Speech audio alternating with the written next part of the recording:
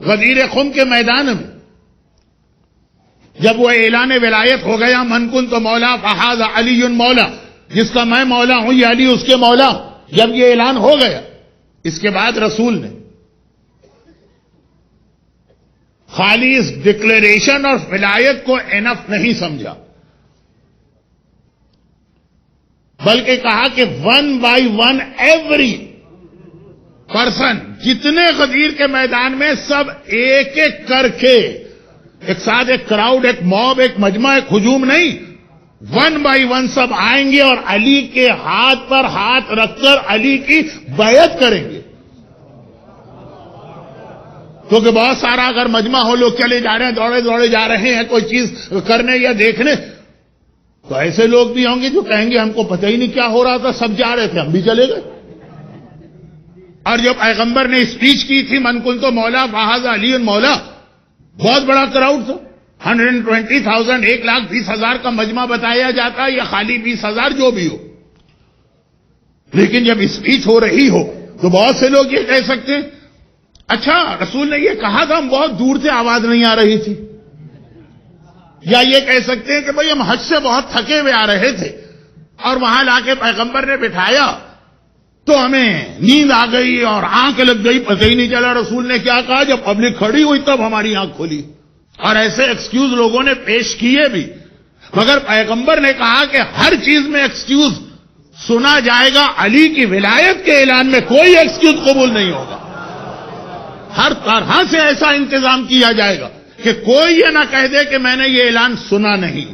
چنانچہ پہلے پیغمبر نے ایک اسپیچ دی، پھر علی کی ولایت کا اعلان بھی عجیب طریقے سے کیا. علی کو ہاتھوں میں اٹھا کے دکھا رہے ہیں تاکہ بہت دور کا مجمع بھی سمجھ جائے کہ آج کوئی علی کے بارے میں ایسی بات کہی جا رہی کہ رسول کو چھپایا جا رہا ہے، علی کو سامنے دکھایا جا رہا. مگر پھر بھی کوئی یہ کہہ سکتا تھا تو پیغمبر نے ایک ٹینٹ لگوایا، باقی سب لوگ میدان میں بیٹھے ہیں. کیسی گرمی تھی، کیسی دھوپ تھی، یہ آپ علماء سے ابھی سن چکے. جشن عید غدیر ایام ازا سے 12 دن پہلے ہوا ہے، سن چکے ہیں آپ.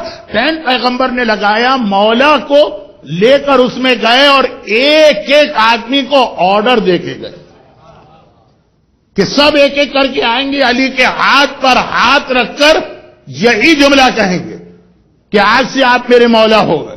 بڑے بڑے صاحبان ایمان تو چھوڑیے، منافقین کو بھی کہنا پڑا بخن لگا یبن ابی طالب اصبحت مولا یا مولا کل مؤمن و مومنہ. مبارک ہو ابو طالب کے بیٹے، آج آپ میرے بھی مولا ہو گئے، ہر مومن اور مومنہ کے بھی مولا ہو گئے. ہر ایک کو یہ کہنا پڑا. پیغمبر نے کہا کہ ہاتھ پہ ہاتھ رکھ کر بیعت کرو. یہاں پہ دو چھوٹی سی باتیں بتا دوں اگرچہ. پہلی بات تو بہت اہم ہے، اس کو ڈیٹیل کے ساتھ لینا چاہیے اور شاید آئندہ اسپیچز میں اس پر ایک پوری مجلس ہوگی. وہ یہ ہے کہ یہ غدیر خم میں علی کی ولایت کا اعلان ہو رہا، علی کی ولایت پر بیعت لی جا رہی، ایک ایک کو اپنی زبان سے کہنا پڑ رہا کہ آج آپ میرے مولا ہو گئے. پیغمبر نے صرف اور صرف اس بیعت کے درمیان اگر کوئی گیپ دیا ہے تو وقت نماز. ادھر نماز کا وقت آیا اور پیغمبر نے کہا ایک بار رک جاؤ، جتنے لوگ رہ گئے ہیں ابھی ٹھہر جائیں.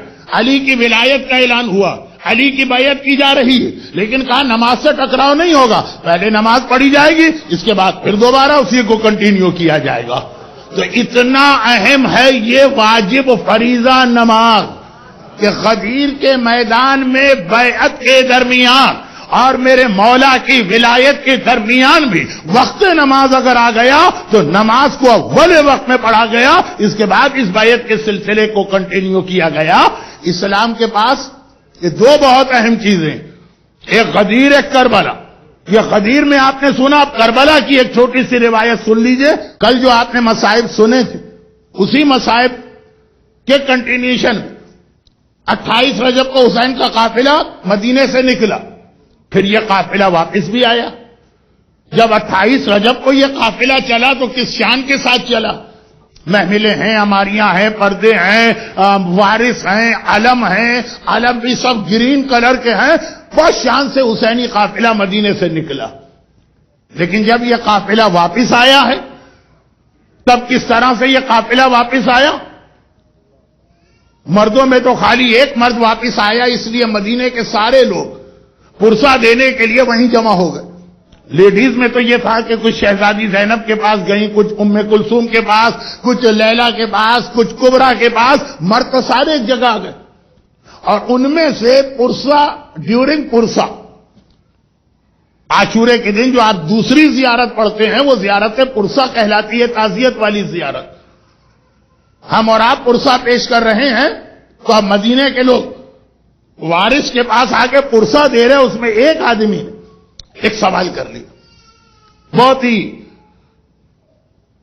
سمپل سا آدمی لگ رہا ہے کہ امام معصوم سے ایسا سوال کیا، کہا کہ مولا سجاد یہ بتائیے کہ آپ کا جو قافلہ گیا تھا مدینے سے، میں اس دن بھی یہاں تھا، آئی وٹنس ہوں، آج آپ واپس آ رہے ہیں تب بھی میں یہاں ہوں، اور یہ جو مجھے اتنی ایک چینج نظر آ رہی کہ مردوں میں سوائے آپ کے کوئی نہیں، علم بھی دیکھتا ہوں تو پہلے گرین تھے آج بلیک ہیں، اتنا بتائیے کہ جس پرپس کے لیے آپ کا بابا کربلا گیا تھا تو آپ جیت کر آئے، کامیاب ہو کے آئے، اس مقصد کو پورا کر کے آئے، یا یہ کہ گئے بھی، ساری قربانی بھی دی اور پتہ چلا کہ ناکام ہو گئے؟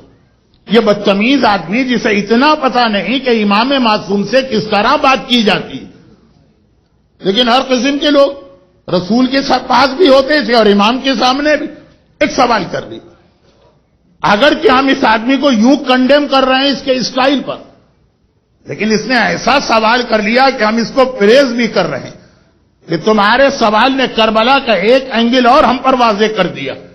جب اس نے کہا کہ مولا بھرا ہوا قافلہ لے کے گئے، لٹا ہوا قافلہ لے کے آئے، سارے مرد شہید ہو گئے بجز آپ کے، صرف اتنا بتائیے کہ کامیاب ہوئے کہ ناکام، مقصد پورا کر کے آئے کہ جس مقصد کے لیے گئے تھے قربانی بھی دی اور وہ مقصد بھی پورا نہیں ہوا؟ امام نے کہا کہ میں تیرے سوال کا جواب تو دے دوں گا لیکن ایک کام میرا کر دے، اور وہ یہ ہے کہ یہ ہے میرے جد کی، میرے نانا کی مسجد، 2 رکعت نماز مسجد میں پڑھ کے آ جا۔ وہ آ گئے، مولا آپ میرے سوال کا جواب دیجیے۔ کہا کہ اب تجھے کون سا جواب چاہیے، تجھے جواب مل چکا ہے۔ حیران ہو کر کہتا ہے مولا آپ نے تو کچھ کہا ہی نہیں، بس یہ کہا کہ جاؤ نماز پڑھ کے آؤ، کہا یہی تیرے سوال کا جواب ہے۔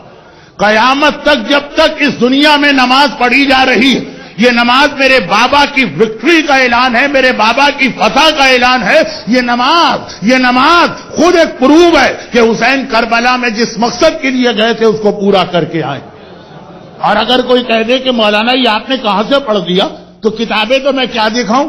میں یہ کہوں گا کہ ہر شب جمعہ میں نے آپ سے سنا، اشہد انک قد اقمت الصلاۃ وآتیت الزکاۃ وامرت بالمعروف ونہیت عن المنکر واطعت اللہ ورسولہ حتی اتاک الیقین۔